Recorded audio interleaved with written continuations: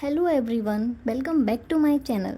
तो जैसा कि मैंने लास्ट वीडियो में बताया था, मेरा नीट का एग्ज़ाम काफ़ी ख़राब गया था और हॉनेस्टली उसके बाद मुझे बहुत ज़्यादा डिमोटिवेटेड फील हो रहा था और इसीलिए कुछ दिनों से मेरा बिल्कुल भी पढ़ने का मन नहीं कर रहा।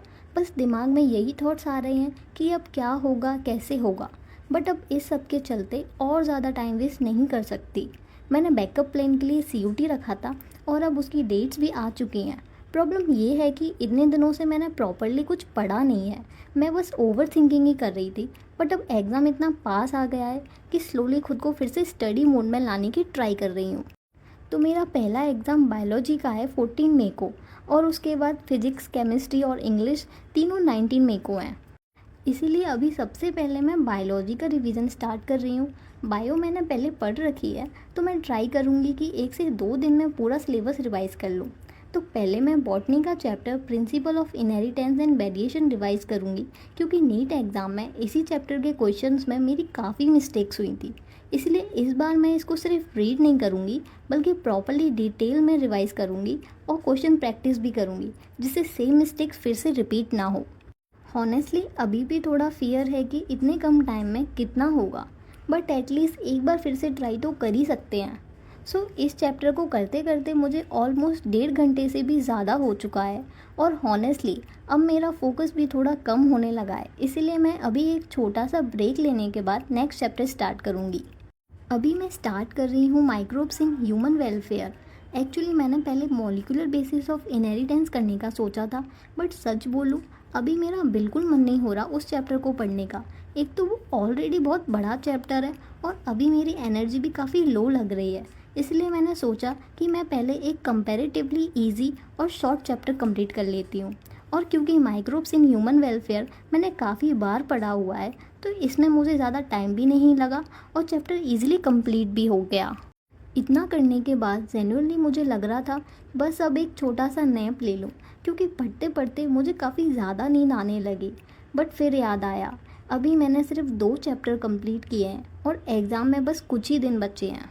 तब मुझे लगा कि अभी रुक नहीं सकती, इसलिए ब्रेक लेने की जगह मैंने reproduction in flowering plants start कर दिया। और इस चैप्टर को पढ़ते पढ़ते मुझे सीरियसली बहुत ज़्यादा नींद आने लगी थी। ऐसा लग रहा कि बस अब बुक बंद कर दूं और सो जाऊं। बट अब इस चैप्टर का थोड़ा सा ही पार्ट बचा है, तो मैं सोच रही हूँ कि इसे पहले कंप्लीट कर लेती हूँ, फिर ही प्रॉपरली ब्रेक लूँगी। तो अब शाम हो चुकी है और मैं फिर से पढ़ने बैठ गई हूँ। बट अब नेक्स्ट चैप्टर स्टार्ट करने से पहले मैंने डिसाइड किया कि जो चैप्टर्स मैंने दिन में रिवाइज़ किए थे पहले उनके क्वेश्चन प्रैक्टिस कर लेती हूँ, क्योंकि सिर्फ थ्योरी पढ़ने से मुझे पर्सनली कॉन्फिडेंस नहीं आता जब तक क्वेश्चन सॉल्व ना कर लूँ। तो अभी मैं पहले नीट वाले मॉड्यूल से क्वेश्चन प्रैक्टिस कर रही हूँ और उनके बाद ऑनलाइन CUT के PYQs भी सॉल्व करूँगी। अभी भी मुझसे क्वेश्चन प्रैक्टिस में गलतियाँ हो रही हैं, बट पहले जितनी ज़्यादा नहीं, और मुझे लग रहा है कि ये थोड़ी और प्रैक्टिस के साथ ये और इम्प्रूव हो जाएगा। इतना सब करने के बाद अब finally molecular basis of inheritance का रिवीजन स्टार्ट कर रही हूँ। ये चैप्टर मेरे लिए हमेशा थोड़ा डिफ़िकल्ट रहा है, क्योंकि जितनी भी बार पढ़ लूँ कुछ दिनों बाद फिर से रिवाइज़ करते टाइम लगता है कि कुछ ना कुछ भूल गई हूँ। इसीलिए मैं बीच बीच में कुछ टॉपिक्स के लिए लेक्चर देख रही हूँ, जिससे कॉन्सेप्ट प्रॉपरली समझ आ जाए। और फाइनली काफ़ी टाइम लगाने के बाद अब ये चैप्टर भी कंप्लीट हो गया।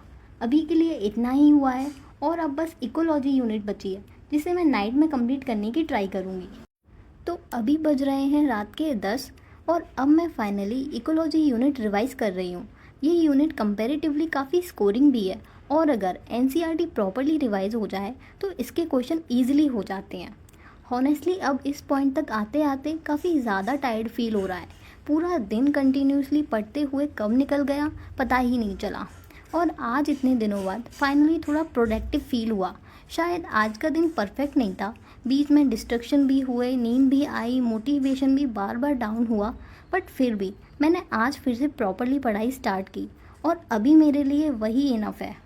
होपफुली कल और बेटर फोकस के साथ पढ़ पाऊँगी। आज के लिए इतना ही, बाकी का रिवीजन कल कंटिन्यू करूँगी। अगर तुम भी अभी एग्ज़ाम की स्ट्रेस या लो मोटिवेशन फेज से जा रहे हो, then just keep trying, slowly ही सही। और अगर तुम्हें ये व्लॉग रिलेटेबल लगा हो तो वीडियो को लाइक कर देना, चैनल को सब्सक्राइब कर लेना और कमेंट करके ज़रूर बताना कि तुम्हारी प्रिपरेशन कैसी चल रही है। मिलते हैं नेक्स्ट वीडियो में।